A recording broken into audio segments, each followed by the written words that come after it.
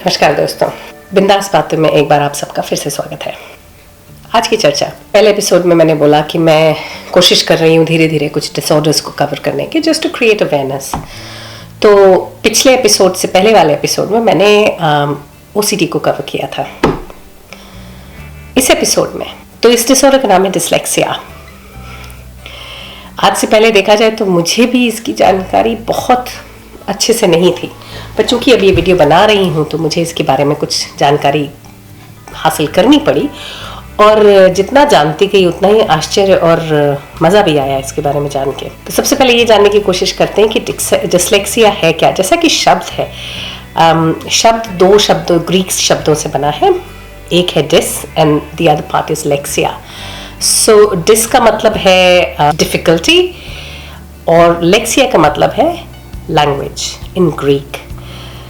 तो फिर नाम काफ़ी हद तक सजेस्ट करता है। तो जो बच्चे डिसलेक्सिया से सफ़र करते हैं उन लोगों को कुछ चीज़ों में बहुत ज़्यादा प्रॉब्लम होती है, and it's more academic based. So say for example उनको रीडिंग में प्रॉब्लम आएगी, स्पेलिंग में प्रॉब्लम आती है, चीज़ों को याद करने में प्रॉब्लम आती है, फिर राइटिंग में प्रॉब्लम आती है कि थॉट्स आते हैं लेकिन they can not put it on paper. अब डिसलेक्सिया लेमैन शब्द में जैसे ब्रेन है अपना, तो ब्रेन के दो पार्ट्स होते हैं, एक left and right, we all know that. Left brain is supposed to be the one which is more toned और ट्यून्ड टुवर्ड्स एकेडमिक्स, लाइक कि आपकी पढ़ाई और learning abilities में ज़्यादा focused रहता है, while the right hand side of the brain is more towards your creativity. It's more active towards your creativity. तो ये जो dyslexic लोग होते हैं उनका right side वाला जो brain होता है वो बहुत active होता है, and खास करके ये लोग जो होते हैं ये बहुत क्रिएटिव होते हैं। दे कुड बी पीपल, मतलब अगर आप क्लास में, अगर जनरल नॉर्मल क्लासरूम में अगर आप जाएं और डिसलेक्सिक किसी बच्चे को देखेंगे तो आपको लगेगा कि ये बड़ा ही कमज़ोर और डफर टाइप का बच्चा है, लेकिन अगर वो डिसलेक्सिक है तो वो डफर नहीं है, उसका बस ब्रेन डिफरेंटली वर्क करता है। तो ब्रेन के जो वायर्स हैं जिस तरह से कनेक्टेड होने चाहिए वो उस तरह से कनेक्टेड नहीं है, और ऐसे कनेक्टेड हैं कि उसका एक साइड का ब्रेन जिस तरह से काम करना चाहिए उस तरह से कर नहीं रहा है। तो वही चीज़ जो हमें अगर किसी चीज़ को 2 मिनट लगता है करने में, तो हो सकता है उसको उस चीज़ को करने में घंटा लग जाए, और ज़्यादा भी हो सकता है। ये वही बच्चे होते हैं जिनको अल्फ़ाबेट्स में कन्फ्यूजन होता है, जैसे कि B को D समझते हैं, P को Q समझ लेते हैं, या C को O समझते हैं, A भी समझ सकते हैं, it depends. They just can not comprehend, they can not understand, they can not read. तो जब वो पढ़ रहे होते हैं कोई स्क्रिप्ट, तो उनको, अब जैसे हमें एक पेज पढ़ने में 2 मिनट लगता है, तो उनको उस चीज़ को कॉम्प्रिहेंड करने में, समझने में बहुत ज़्यादा टाइम लगता है। हम जैसे फैंटास्टिक होगा तो फट से पढ़ लेंगे, इट्स फैंटास्टिक, राइट, बट ये बच्चे उसको तोड़ कर पढ़ पाते हैं। तो जैसे फैन, टैस एंड टिक पूरा नहीं पढ़ पाते, इनको टाइम लगता है। तो हर चीज़ को वो बहुत टाइम लगता है समझने और उसको कॉम्प्रिहेंड करने में और उसको वापस से बाहर निकालने में। तो खास करके ऐसे लोग जो होते हैं उनको लाउड रीडिंग करना पसंद नहीं होता, क्योंकि अगर क्लास में नहीं होता, जैसे कि बच्चों को कहा जाता है ओके बेटा ये पैराग्राफ अब तुम पढ़ो, ये पैराग्राफ तुम पढ़ो, ये बच्चे थोड़ा इन चीज़ों को अवॉइड करते हैं और इन चीज़ों में एक्सेल भी नहीं करते, काफ़ी परेशान रहते हैं, नर्वस होते हैं इन चीज़ों को लेके। और अगर इनको अर्ली इंटरवेंशन ना हो या अर्ली डिटेक्ट ना किए जाएं तो परेशान भी हो सकते हैं, लोनली हो जाते हैं और दुखी रहते हैं, क्योंकि कोई फ्रेंड्स नहीं होते, क्योंकि सब इनको डफर समझते हैं। इससे याद आया, हिंदुस्तान में एक मूवी इस पे बन चुकी है एक्चुअली, तारे ज़मीन पर। किसने नहीं देखी ये मूवी बताइए आप। उसमें बच्चे को दिखाते हैं ना कि बच्चा अपनी ही दुनिया में रहता है, नहाता है तो उसको प्लेन वेन पता नहीं क्या क्या दिखता रहता है, कुछ अलग ही तरीके से दुनिया को देखता है। क्लास में जाता है तो उसको तो पढ़ाई में मन ही नहीं लगता है, पढ़ाई उसको कुछ समझ ही नहीं आता। जब भी वो ब्लैक बोर्ड देखता है तो उसको जैसे अल्फ़ाबेट्स इधर उधर दौड़ रहे हैं, लेकिन रियल चीज़ वो पढ़ ही नहीं पाता। और वही जब वो घर में आता है तो उसके पेरेंट्स में मदर तो as usual mothers are very considerate and प्यार मोहब्बत से भरी, तो मदर्स तो ठीक है, लेकिन फादर परेड लिए रहता है। फादर उसको डांटने से चूकता नहीं है कि तुम मतलब क्या करोगे, ऐसे करोगे तो तुम कैसे आगे बढ़ोगे और क्या जीवन होगा तुम्हारा, ये और वो, नॉर्मल द जनरल स्टफ। पर वही बच्चा जब ऐसी जगह जाता है और वहाँ उसको वो अप्रोप्रिएट टीचर मिलता है जो आमिर खान ने रोल किया है, तो वो कैसे शाइन करता है, ही बिकम्स लाइक ही कैन, उसकी आर्ट इज सो गुड। कहते हैं कि अगर इन बच्चों को या इस बीमारी को अगर अर्ली डिटेक्ट कर लिया जाए, या इस डिसऑर्डर को अर्ली डिटेक्ट कर लिया जाए, तो यही बच्चे कहाँ से कहाँ पहुंच जाते हैं। और आश्चर्य बात आपको बताऊं कि अगर आप दुनिया में देखें, जितने भी बड़े लोग हैं जिन्होंने कुछ अलग हट के काम किया है, चाहे वो ग्राहम बेल हो, स्टीवन जॉब्स हो, आइंस्टाइन हो, या कोई भी, सारे डिस्लेक्सिक थे। तो कहते हैं ना इंडस्ट्रीज में और कंपनीज में, कहते हैं ना थिंक आउटसाइड द बॉक्स, नहीं बोलते, ये इतना ज़्यादा फ्रेज यूज किया जाता है कि we have to think outside the box. तो ये जो थिंकिंग आउटसाइड द बॉक्स है ना, अगर एक शब्द में इनको डिफाइन करें ना, तो वो डिस्लेक्सिक लोग हैं, क्योंकि वो दुनिया अपने ही तरीके से देखते हैं। वो जिस तरह से दुनिया देखते हैं हम लोग नहीं देख सकते, वो कुछ और ही देखते हैं, उसमें हर चीज़ में उनको कुछ और ही दिखता है, इसीलिए वो चीज़ें कर जाते हैं जो आम आदमी सोच नहीं पाता। इनोवेशंस लाते हैं दुनिया में, नई चीज़ें स्टार्ट करते हैं, एप्पल से लेके कोई भी, आप एप्पल मतलब फल नहीं, स्टीवन जॉब्स का एप्पल, किसी भी चीज़ को आप पकड़ लें, अलग से जो चीज़ लाते हैं वो यही लोग होते हैं, क्योंकि उनके देखने का नज़रिया अलग होता है जो हम आम आदमी देख ही नहीं सकते। और चूंकि वो ऐसा देखते हैं, इसलिए दुनिया में इतने सारे बदलाव ला पाते हैं। और आश्चर्य की बात आपको बताऊं कि 40% of dyslexic people are millionaires, self made millionaires in the world. सोच सकते हैं आप।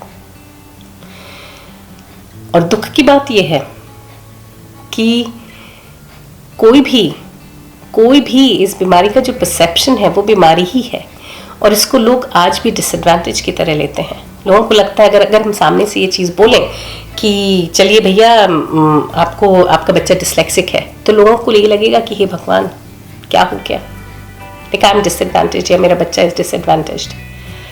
देखा जाए तो it is not a disadvantage, it is actually an advantage over the general and norm, क्योंकि आम बच्चा जो होता है वो तो आम ही होता है।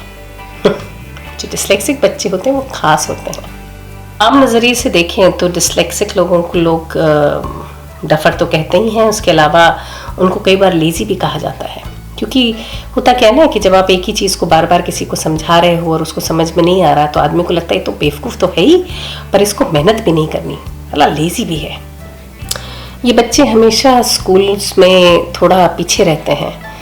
कारण वही है क्योंकि हमारा जो स्कूलिंग का सिस्टम है वो बहुत ही ओल्ड और घटिया टाइप का है, कि जहाँ अच्छे मार्क्स मिलना, अच्छा रीड करना, अच्छा मैथ्स करना, यही क्राइटेरिया है मेजर करने का कि कौन इंटेलिजेंट है और कौन नहीं है, या कौन ब्रिलियंट है कौन नहीं है।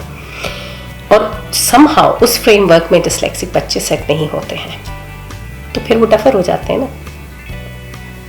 जो यही बच्चे अगर उनको सही तरीके की उसी वक्त लर्निंग मिले या सपोर्ट मिले, जब ये डिफाइन होता है कि they do not have the ability to read, write, spell और स्पीक वेल, जैसे आम बच्चों की तरह वो नहीं कर पा रहे हैं, और उस वक्त अगर ये अर्ली इंटरवेंशन हो जाए तो ये बच्चे एक्चुअली ब्रिलियंट होते हैं।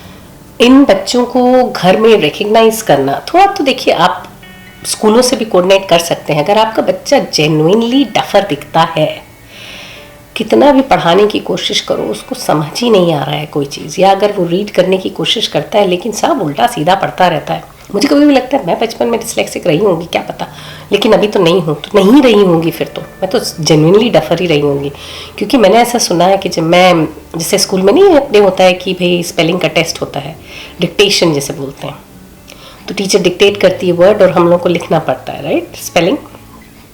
मेरी मदर मुझे बताती है और मुझे याद भी है कि ऑफ कोर्स मुझे तो सारी स्पेलिंग्स रॉन्ग हो जाती थी, तो जब मदर कोशिश करती, जैसे हमको करेक्शन करना होता है ना, हम आके घर में देखें कि भाई क्या गलती की है और उसको दोबारा से लिखें। तो मेरी मदर मुझे हेल्प करने की कोशिश करती थी उसमें। तो उनका कहना है कि वर्ड पता ही नहीं चलता था कि लिखा क्या है। तो जरूरी नहीं है कि अगर वर्ड 20 से जैसे होता है, आम आदमी क्या होगा, फिजिक्स अगर लिख रहा है तो हो सकता है PH की जगह F लिख दे, क्योंकि साउंड फिनेटिक्स होते हैं, वो जैसा साउंड करता है वैसे लिखता है। मेरा तो अजूबा ही था, मैं तो पता नहीं क्या लिखती थी कि it was very hard for my mother to even understand कि ये है क्या भैया, करेक्शन कराएं तो ये पता कैसे चले कि क्या वर्ड लिखने की कोशिश की गई है यहाँ। तो मुझे तो लगता है मैं डिसलेक्सिक भी रही होंगी और डफर भी रही होंगी, सभी कुछ साथ में। पता नहीं कैसे पाला मेरी मदर ने मुझे, भगवान ही जाने। फिर भी ठीक ही ठाक निकल गई मेरे हिसाब से, ठीक ही ठाक हूँ, कोई तकलीफ ऐसी नहीं हुई जीवन में। अगर डिसलेक्सिक क्लियर हो जाता तो शायद ब्रिलियंट हो जाती। नहीं, सॉरी, नहीं हुआ, सैड। तो जो अगर ये डिसलेक्सिक बच्चे या जो डिसलेक्सिक लोग हैं, ये अगर दुनिया में नहीं हो, सोचिए अगर आप नहीं हो, आइंस्टाइन से लेके स्टीवन जॉब से लेके आपके ग्राहम बेल से लेके थॉमस एडिसन, सारे डिसलेक्सिक थे। आप किसी को भी गिन लो यार, किसी को भी देख लो, जो भी थोड़ा एक्सेप्शनल रहा है बंदा, वो डिसलेक्सिक है। तो इससे तो यही साबित होता है ना कि अगर आप, या तो आप सही में ब्रिलियंट हो कि आपके सब राइट लेफ्ट सारे वर्क कर रहे हैं प्रॉपर्ली और भयंकर तरीके से आप ब्रिलियंट हो, नहीं तो फिर आप डिसलेक्सिक हो जाओ तो ही आप ब्रिलियंट हो सकते हो, क्योंकि दूसरा तरीका तो वही है कहीं कुछ कर पाने का। तो फिर इस वीडियो का मकसद वही सेम कि अपने घरों में अपने बच्चों को ध्यान दें। अगर किसी बच्चे में कोई कमी या कुछ अलग दिखता है तो उसको कोशिश करें समझने की। अब ये भी नहीं कि वो चले फिरे उठे बैठे तो आपने जाने ले लेनी है कि भाई ये कुछ तो गड़बड़ है, कुछ तो गड़बड़ है, ऐसा नहीं। थोड़ा अलर्ट रहे, चेक करा लें एक बार, क्योंकि early intervention is the best remedy. जितना जल्दी पकड़ में आएगा उतना जल्दी वो लाइन पे लग जाएगा। और क्या पता ये बच्चा आपका, आपके लिए, आपके जीवन को वारे न्यारे कर दे, आगे चल के दुनिया में इतना नाम करे आपका रोशन कि जिसका आपको कुछ पता ना चले, या आप हिसाब भी नहीं लगा सकते। क्योंकि ये सारे डिसलेक्सिक्स जो हैं, ये फ्यूचर के आइंस्टाइन भी तो हो सकते हैं, हम कह नहीं सकते ना। ये आगे चल के क्या डिस्कवर, इन्वेंट, ये लोग डिस्कवर नहीं करते, ये इन्वेंट करते हैं चीज़ें, वेरी इनोवेटिव। तुझे सूरज कहूँ या चंदा, तुझे दीप कहूँ या तारा, मेरा नाम करेगा रोशन, जग में मेरा राज दुलारा। तो क्या होता है कि हर माँ बाप को इच्छा होती है कि उनका नाम रोशन करे, उनका राज दुलारा, लेकिन फिर ये भी इच्छा होती है कि अपने आप ही ब्रिलियंट हो जाए यार, हम उनको मार पीट के ठोक बजा के ठीक कर लें। पर आजकल ऐसा नहीं होता। जिस तरीके से बच्चे हैं, हमें उनको समझकर उनको उसी तरीके से शाइन कराना है। हीरे तो सब हैं, चमकाना हमारे हाथ में है। वो कहते हैं ना कि भाई गुनाह, क्या कहते हैं उसको, कानून की नज़र से हजारों गुनहगार छूट भी जाएं, लेकिन एक मासूम को सज़ा नहीं मिलनी चाहिए, है ना, कहते हैं ना।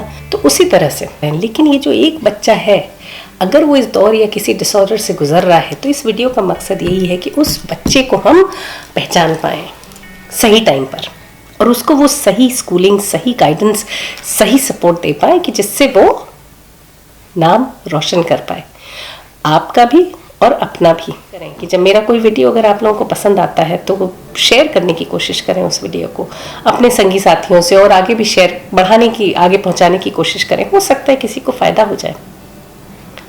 ऐसा नहीं कि मुझे सब पता है, लेकिन यस, अवेयरनेस तो क्रिएट करने की कोशिश कर ही रही हूँ। तो क्या पता किसी को फ़ायदा हो जाए, किसी को इस जानकारी से कुछ समझ आ जाए, और क्या पता एक आइंस्टाइन पैदा हो जाए, है ना। चलिए, आज के लिए सिर्फ इतना ही। अगले हफ्ते फिर मिलेंगे किसी और चर्चा, किसी और विषय के साथ। तब तक आप क्या करेंगे, देखते रहिए बिंदास बातें। चलिए।